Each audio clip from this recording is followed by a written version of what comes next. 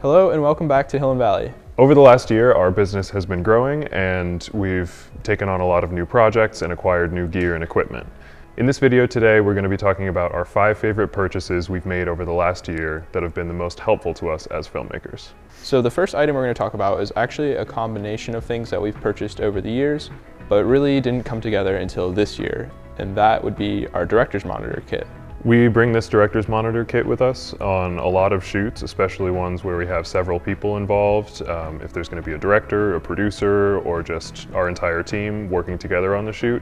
Me being someone who usually on shoots is the one behind the camera, sometimes it's really helpful just knowing that someone else is watching the frame so that I can focus on the movement and not have to pay quite as much attention to the talent hitting their mark or exposure, some other things that might slip through the cracks. Yeah, it's been a very useful tool to monitor not only things like exposure and focus, but like Joel was saying, making sure the talent hit their marks and that the image is actually a good image at the end of the day and not just looking at a small 3-inch LCD, you can't always tell that the picture looks good. So this item is actually comprised of a few different parts and pieces. We've had the monitor itself for a while, which is the Atomos Shogun, but the most important component that we purchased this year would be the actual cage itself. So the cage itself is actually from Camvate, and the reason this was so important is because it allowed us to tie together all of these components into one unit, which allows us to bring it on set and keep it kind of in one place so that it's very accessible and easy to use. The cage came with not only the cage itself, but side handles so that you could use the monitor handheld, or it also has an attachment for like a 5/8 pin so you could put it on a light stand.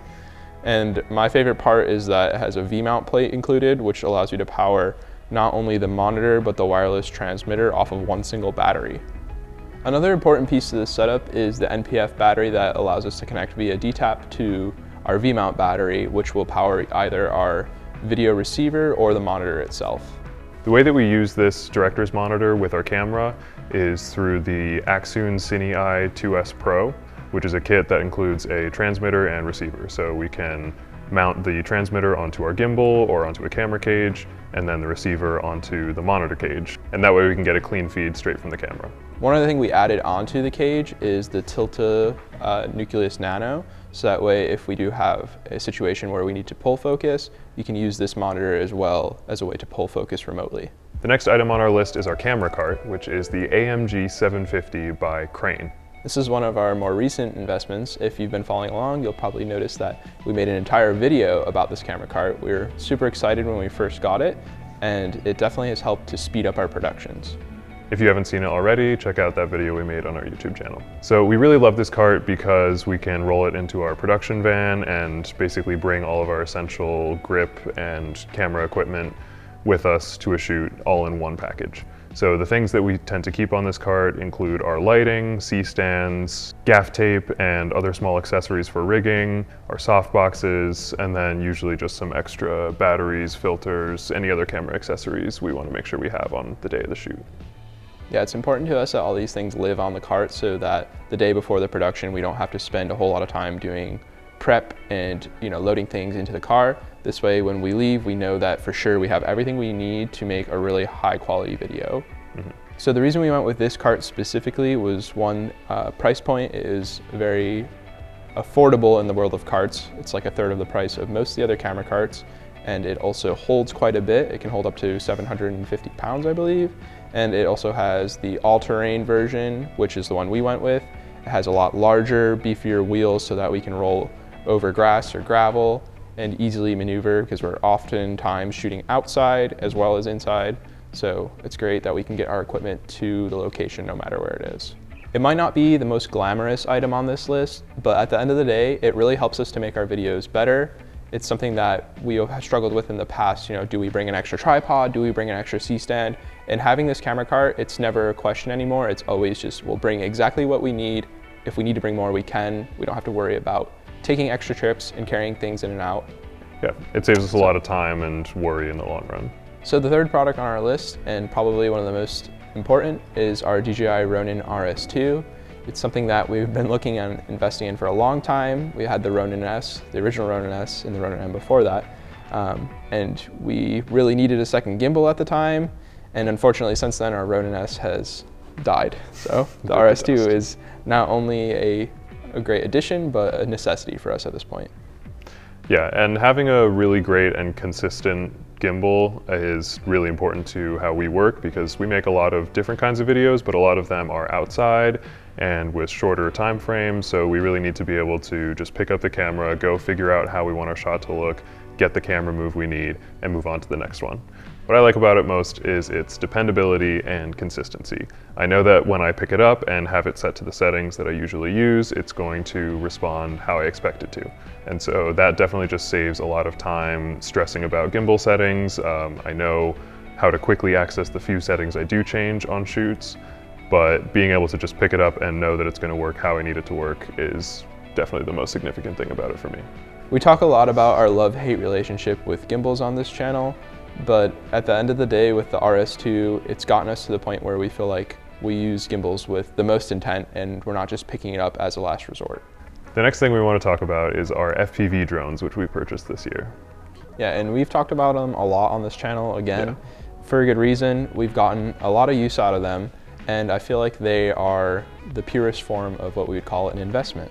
Something that we put money into. We had no idea if it was going to make us any money. It took us a lot of time and energy to learn how to use them and fix them, and they allowed us to tap into pretty much a whole nother market. It's kind of like a subcategory of the drone market, but a lot of people, the way you use them is quite different from how you'd use a conventional drone. Right. It's allowed us to get a lot of different types of views and shots, and really created new products for our company to offer to our clients. So we're not going to go too into detail about these items specifically, because we've covered them quite a bit on the channel. There's a few videos we'll have linked below, but the ones we specifically purchased are the Shorturl Squirt V2, which is a Cinewhoop, much slower drone, but great for flying indoors or in close proximity to things.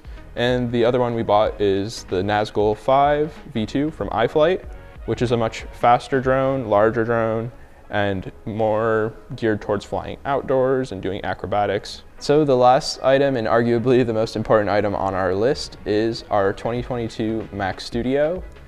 This is on this list for many reasons, but one of the most important is, I think it was 2 years ago, we bought the latest iMac, the 5K Intel iMac with the i9 processor, and it gave us a lot of problems. We had some big projects to edit at the time. Right when we got it, we kind of started throwing stuff at it, and it should have been able to handle it flawlessly, given its specs and the amount of money we put into it.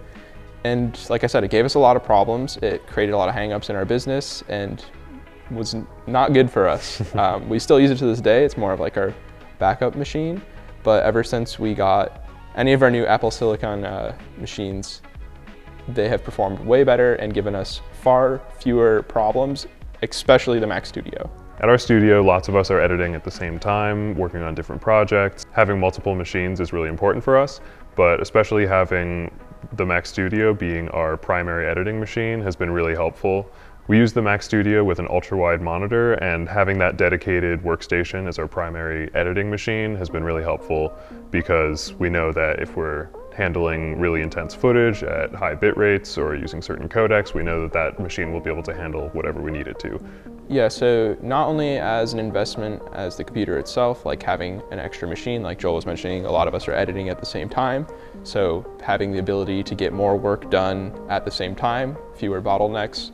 But the machine itself is much faster and can handle pretty much anything we throw at it, which has definitely helped us like keep an open mind. So we come up with bigger ideas, maybe ideas that are going to have us spending more time in Resolve, and being able to edit flawlessly makes it more enjoyable and makes us more willing to kind of go out of our comfort zone to create new projects and new ideas without having to worry about simply, are we going to be able to get it done? What I think is most beneficial about having a powerful editing machine is specifically having an uninterrupted workflow. And from past experience working on older machines, I know what it's like to spend almost a full day working on one project and you feel like you're getting nothing done because every few seconds you're waiting for playback to continue or waiting for something to load, dealing with crashes, all of that. I'd love to hear about some of your recent purchases that have been a good investment for your business, so let us know in the comments. And if you like videos like this one, please be sure to give this one a thumbs up and subscribe to our channel if you want to see more videos like it. And as always, thanks for watching, and we'll catch you next time.